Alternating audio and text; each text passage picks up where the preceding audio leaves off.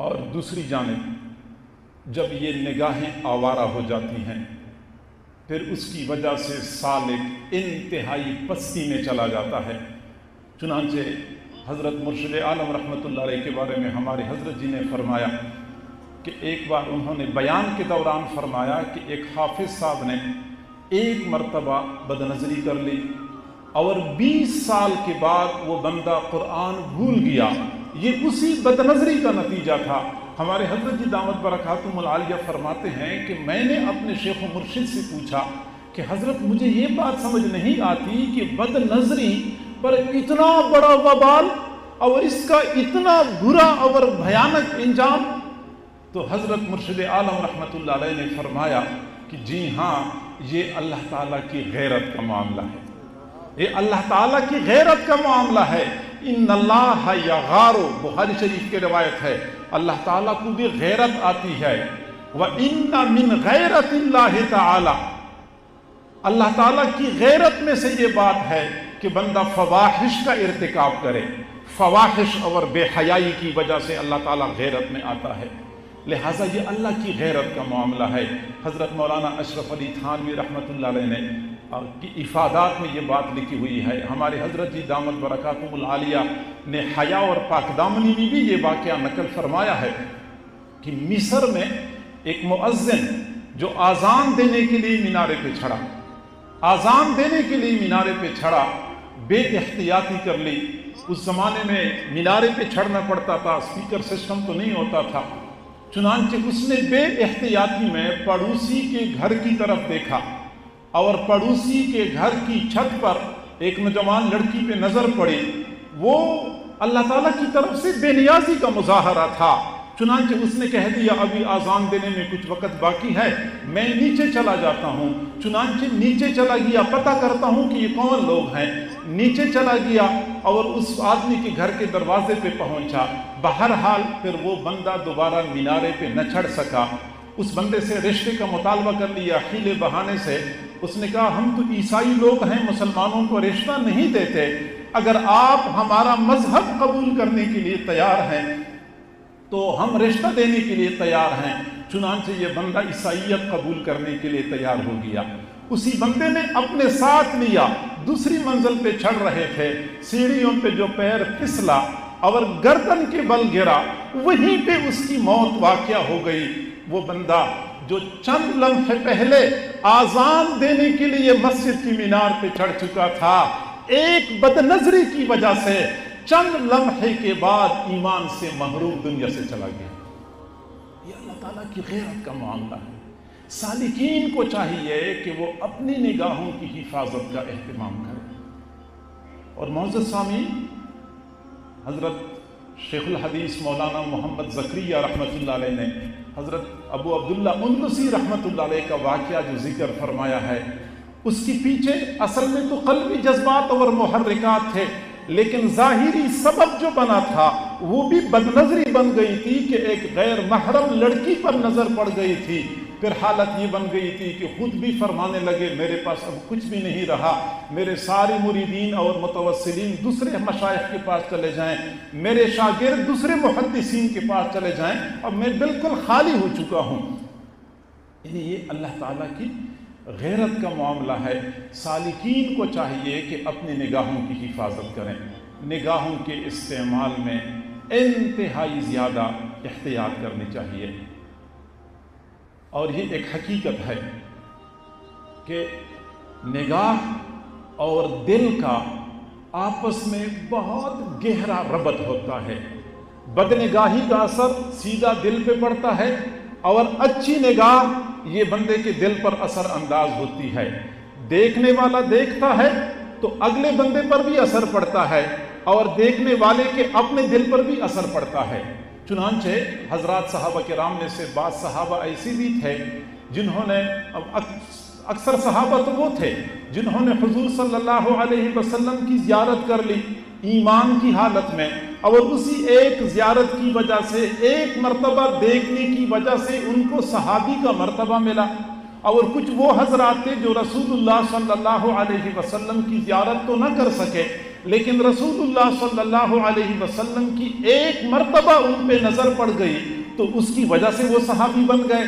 तो गोया कि निगाह का बंदे पर गहरा असर पड़ता है। अगर हम किसी अल्लाह वाले के चेहरे पे नजर डालते हैं तो उसका हम पर असर पड़ेगा, और अगर हम मखलूक के चेहरों पे नजर डालते हैं तो उसका भी हम पर असर पड़ेगा। यही वजह है कि कुरान पाक में अल्लाह ताला ने हमें दो चीज़ों से नजरें हटाने का हुक्म दिया है और एक चीज़ पर नजरें जमाने का हुक्म दिया है।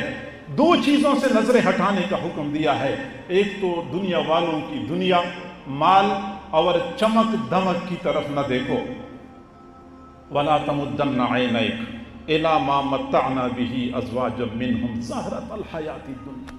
और जिनको मैंने माल पैसा दिया है, दुनिया की खुशनुमाई है, इस माल पैसे की तरफ आंखें खोल खोल के न देखें, दुनिया वालों की दुनिया की तरफ न देखें।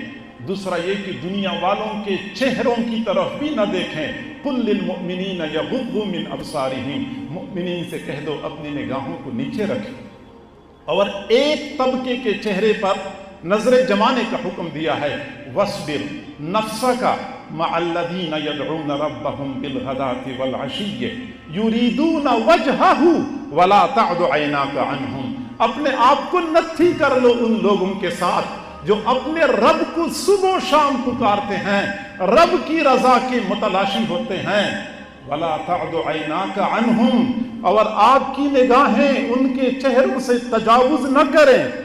वला तअदु ऐनाका अन्हुम, आपकी निगाहें उनसे तजावुज न करें। गोया कि दाएं बाएं भी देखने की इजाजत नहीं होती। अगर कभी अल्लाह वाली की सोहबत में बैठना नसीब हो जाए तो फिर अल्लाह वालों के चेहरों की तरफ देखना होता है। मालूम होता है कि जब बंदा निगाह डालता है किसी ऐसी चीज पर जो अल्लाह को पसंद है, उससे बंदे के दिल पर अच्छे असरात मुरत्तब होते हैं। और अगर बंदा निगाह डाले किसी ऐसी तरीक से जो अल्लाह को नापसंद है तो बंदे पर उसके बुरे असरात पड़ते हैं। और अल्लामा अब्दुल्ला कुर्तुबी रहमहुल्लाह ने फरमाया, अल बसर हुवा अकबरु बाबिल क़ल्ब, अल बसर हुवा अकबरु बाबिल क़ल्ब। ये आंखें, ये दिल का सबसे बड़ा दरवाज़ा है, दिल का सबसे बड़ा दरवाज़ा है। व बिहस्बिही व बिहस्बि नज़र कथुर सुकूत मिन जिहतिही, और निगाहों की वजह से अक्सर लोग गिर पड़ते हैं। या अल्लामा कुर्तुबी रहमतुल्लाह अलैह फरमाते हैं निगाहों की वजह से अक्सर लोग गिर पड़ते हैं। और अल्लामा इब्नुल जौज़ी रहमतुल्लाह अलैह ने फरमाया कि किसी भी बंदे के दिल के ऊपर अक्सर फसादिल क़ल्बि मिन जिहति नज़र, इंसान के दिल का अक्सर फसाद ही बीनाई की वजह से होता है। मादामा बाबुल ऐन मूसक़न फल क़ल्बु सलीमुम मिन कुल्लि आफ़तिन, जब तक निगाहों का दरवाजा बंद होता है तो दिल बहुत सारी आफात से महफूज और सलामती वाला होता है। तो दिल और आंख के दरमियान एक जबरदस्त कुर्ब है, एक जबरदस्त रबत है। चुनांचे हम देखते हैं कि जो ही दिल मग़मूम हो जाता है उसका सबसे पहला असर आंख पर पड़ता है कि आंख पुरनम हो जाती है, और जब दिल मसरूर हो जाता है तो आंख में चमक पैदा हो जाती है, आंख पुरनूर हो जाती है। गोया कि दिल और आंख का आपस में गहरा रबत है। आंख गलती करती है तो दिल उससे मुताअस्सिर होता है, आंख कोई अच्छा काम करती है तो दिल पर उसके अच्छे असरात पड़ते हैं। और इस हवाले से एक बात की वजाहत मैं ज़रूरी समझता हूँ कि आम तौर पे सालिकीन ये समझते हैं कि फ़कत गैर महरम पे नज़र न डालना ही काफ़ी है, गैर महरम से नज़र बचाना ही काफ़ी है। हालांकि ऐसा नहीं है, बल्कि कुरान मजीद, फुरकान हमीद और सूफियाए सालिकीन की तालीमात से मालूम होता है कि गैर महरम के चेहरे पे तो नज़र डालना बहुत बुरा है। फजूल चीज़ पर नज़र डालना भी शरीयत इजाज़त नहीं दी थी। चुनांचे जिस तरह नौजवान आवारा हो जाते हैं, हर जगह पहुंच जाते हैं, بندے کی زبان آوارہ ہو جاتی ہے، فضول بولتی رہتی ہے، ایسی ہی بعض بندوں کی نگاہیں آوارہ ہو جاتی ہیں۔ جہاں ضرورت ہوتی ہے وہاں تو بندے نے دیکھنا ہوتا ہے، جہاں ضرورت نہیں ہوتی وہاں پہ بھی دیکھنا ضروری سمجھتے ہیں۔ چنانچہ ہم دیکھتے ہیں کہ بندہ سیدھا جا رہا ہوتا ہے، جاتے جاتے دائیں طرف دیکھ رہا ہوتا ہے، بائیں طرف دیکھ رہا ہوتا ہے، یہ نگاہیں آوارہ ہو جاتی ہیں۔ اسے کہتے ہیں صوفیاء کی اصطلاح میں فضول النظر۔ جس طرح فضول الکلام روحانی ترقی میں رکاوٹ بن جاتا ہے، اسی طرح فضول النظر بھی روحانی ترقی میں رکاوٹ بن جاتا ہے۔ اور یہی وجہ ہے کہ اللہ رب العزت نے قرآن پاک میں یہ نہیں فرمایا کہ غیر محرموں کی طرف نہ دیکھو، نہیں، بلکہ یہ فرمایا مطلقاً نگاہوں کو جھکائے رکھیں، نگاہیں جھکائے رکھیں۔ کیا مانا کہ غیر محرم کی طرف تو نہیں دیکھنا، غیر ضروری امور کی طرف بھی دیکھنا ناپسندیدہ ہے۔ اور یہی وجہ ہے کہ سلف صالحین میں اس چیز کا اتنا اہتمام کیا جاتا تھا کہ کئی مرتبہ تو لوگ اوپر کی طرف دیکھنے کو ناجائز سمجھتے تھے۔ امام بخاری رحمۃ اللہ علیہ نے اپنی کتاب میں ایک باب قائم کیا ہے، باب رفع البصر الی السماء، آسمان کی طرف یا اوپر کی طرف دیکھنے کے بارے میں باب ہے۔ دراصل امام بخاری رحمۃ اللہ علیہ اس باب میں سمجھانا چاہتے ہیں کہ بعض لوگوں نے اس معاملے میں بہت غلو شروع کر دیا ہے کہ ضرورت بھی ہو پھر بھی اوپر دیکھنا پسند نہیں کرتے۔ نہیں، ضرورت کی صورت میں تو دیکھنا ٹھیک ہے، بلا ضرورت اوپر دیکھنا ٹھیک نہیں ہے۔ حضرت داؤد پائی رحمہ اللہ کی خدمت میں ایک بندہ حاضر ہوا اور کہنے لگا کہ لو امرت بسقف البیت من نسج العنکبوت فنزف، حضرت یہ آپ کے کمرے کی چھت پر بہت سارے جالے بنے ہوئے ہیں مکڑیوں کے، اور اگر آپ کسی مرید کو، کسی شاگرد کو حکم دے دیتے تو وہ جالے صاف کر دیتا، تو حضرت نے ناراض ہو کے فرمایا کہ اما علمت انہ کان یکرہ فضول النظر، آپ کو معلوم نہیں ہے کہ یہ خامخواہ فضول دیکھنا ناپسندیدہ ہے، فضول دیکھنا ناپسندیدہ ہے۔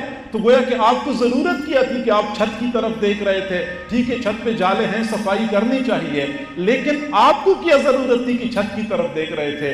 پھر فرمایا نبئت ان مجاہدا کان لہ علیۃ فی دارہ 30 سنۃ فلم یشعر بہا، مجھے تو یہ اطلاع دی گئی ہے کہ امام مجاہد رحمت اللہ علیہ کے اپنے گھر میں ان کا ایک بالا خانہ تھا، 30 سال وہ اسی گھر میں رہے اور انہوں نے ایک مرتبہ بھی بالا خانہ کی طرف نگاہ اٹھا کے نہیں دیکھی۔ غض البصر، نگاہیں نیچے جھکانا۔ اور یہی وجہ ہے کہ شمائل ترمذی میں حضور صلی اللہ علیہ وسلم کی عادت مبارکہ یہی بیان کی گئی ہے، کان النبی صلی اللہ علیہ وسلم خافض الطرف، حضور صلی اللہ علیہ وسلم نیچے نگاہیں جھکا کے رکھنے والے تھے، یہاں تک کہ اپنے ساتھی، اپنے صحابہ کی مجلس میں بھی بیٹھے ہوتے تھے تو پھر بھی کوشش یہی ہوتی تھی کہ ضرورت سے ہٹ کے پھر نگاہ آپ نیچے جھکایا کرتے تھے۔